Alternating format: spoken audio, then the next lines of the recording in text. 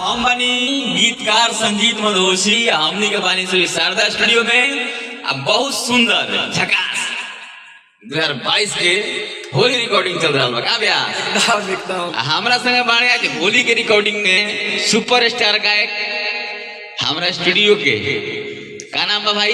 भाई हम हुआ मेंशन स्टार मत बनाओ। का नाम बताइए। चलिए जितना भी हमारा के संजीत मधोसी ऑफिशियल चैनल के माध्यम से जे भी हमके देखा था सब भाई लोग के हाथ जोड़ के प्रणाम करता है। नाम बताइबो कि खाली प्रणाम करबो? प्रणाम कर ले। नाम परी किशोर लाल यादव। यही तरह से प्यार दुलार बनौले रही। नाम तो तार बहुत अच्छा बा। नाम तार के धइले बा? बड़ा निमन नाम ये बा। आप सबका प्यार है ना? प्यार बात किशोर के मतलब बुझला नु? हां कन्हैया जी होला। ठीक बा। तो कन्हैया जी ड्रामा ना कर लो। ना हम बहुत निमन आपको रास मत नचिया कन्हैया जी खानी। माने आपको देखने में लगता है क्या कि हम डेंजर हो? ना तू हंस तो ऐसा लागत है कि तू मन ऐसा बाड़ा देखो बता मुंह का हंस तरह हीरो वालों के प्यार बा कि हमको हंसी तो नहीं गले हंस दी। हां कन्हैया क्या कहा हैदरा माथा से कहली। ये भाई देखी आज बहुत सुंदर गीत आज होली के रिकॉर्डिंग होके जा रहा था। आज 2022 के सबसे सुपर डुपर हिट गाना रही। आई गाना छुटी शारदा रिकॉर्ड्स के माध्यम से। आई जन वीडियो जाता रोलों में भी ई जाई संजीत मधोसी ऑफिशियल यूट्यूब चैनल के माध्यम से रसल खूब सुनी आ देखी दे स्टूडियो में कैसे रिकॉर्डिंग होला। आ भाई के वहाँ परिचय बा। भाई खुद बताइए कहाँ से भाई हम आइल बड़े इतना दूर आवे का मकसद का रहे भाई? कुछ बताइए अपने बारे में। काहे ना चलिए हमारे घर पर गाजीपुर जिला जहाँ के दिनेश भैया हमारे बड़े तो हमारे घर वही जी पर हम यहाँ संजीत मधोसी जिनका नाम पर हमारे वो राइटर है, हमारे गुरु तुल्य हैं। तो उन्हीं के आशीर्वाद प्यार से हम जो भी नीमन बाबू मन जावन गाए तो उन्हीं के प्यार दुलार से गाई है। व्यास आप उत्तर प्रदेश से आए हैं, इतना दूर से आप आए हैं मोहम्मदपुर गोपालगंज में शारदा स्टूडियो में।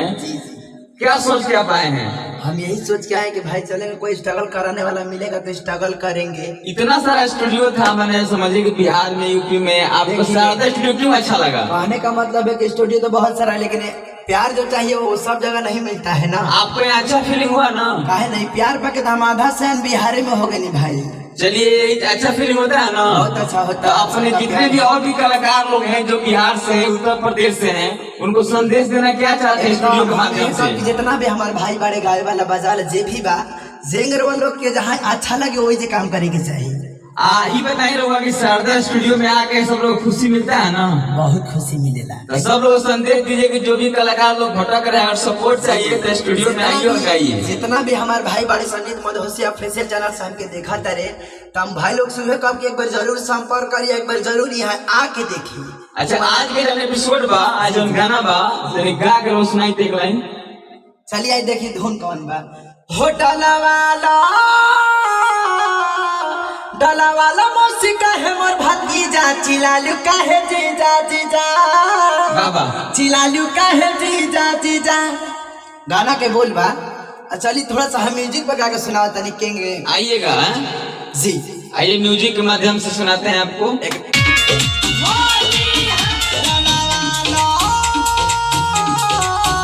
थोड़ा सा पीछे हल्का सा पीछे हो आइए थोड़ा सा, ठीक है ना? ये पूरा मूड में सिस्टम में दिखाइएगा। हाँ।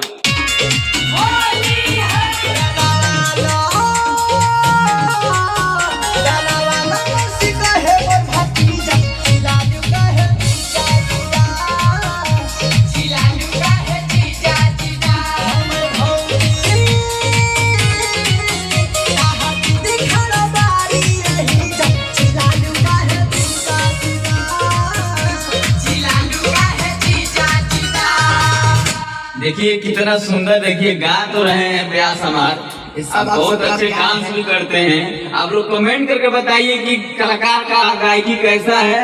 अगर आप लोग कमेंट में बताते हैं कि गायक बहुत सुंदर गाते हैं तो इस गायक पे बहुत मेहनत किया जाएगा और आप लोग पूरी सपोर्ट भी करेंगे इस गायक को। गायक का नाम है किशोर लाल यादव, ये उत्तर प्रदेश से हैं। हमको उम्मीद है कि गायक बहुत सुंदर गाते हैं, हमारे दिल से लगता है बहुत अच्छे गाते हैं। अब भविष्य में बहुत तरक्की करेंगे। माता रानी से कामना रहेगा कि किशोर लाल यादव बहुत आगे जाएं। अब आप लोग की कमेंट की मुझे जरूर इंतजार रहेगा कि आप लोग कमेंट में क्या इनको पॉजिटिव देते हैं, निगेटिव देते हैं, आप लोग के ऊपर है।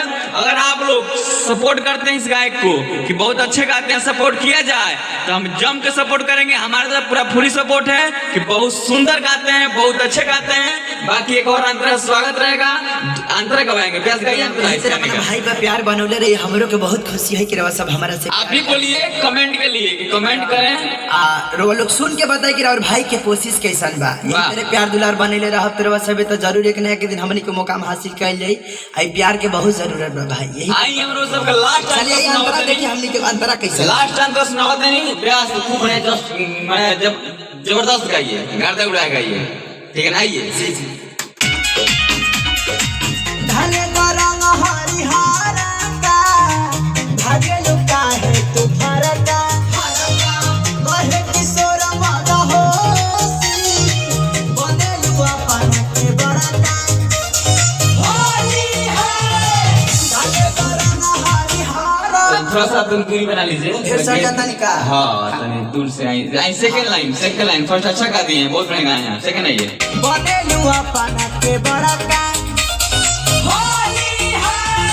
धने रंग हरिहर का भागे लुका है तू फरका कहे सूरज मद होसी बने लुआ पान के बड़का लगावालो लगावालो ढेर तरफ ना नतीजा चिलालू काहे जीजा जीजा चिलालू काहे जीजा जीजा भौजी ताहर दिखड़ बारी यही जा चिलालू काहे जीजा जीजा चिलालू काहे जीजा जीजा।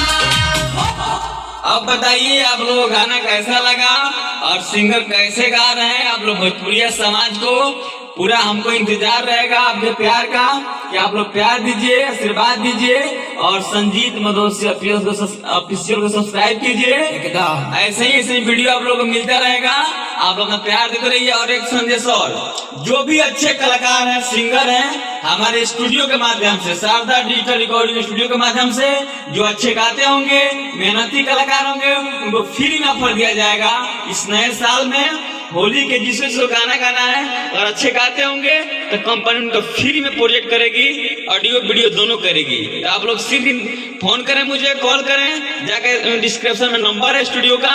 नमस्कार, प्रणाम, लव यू।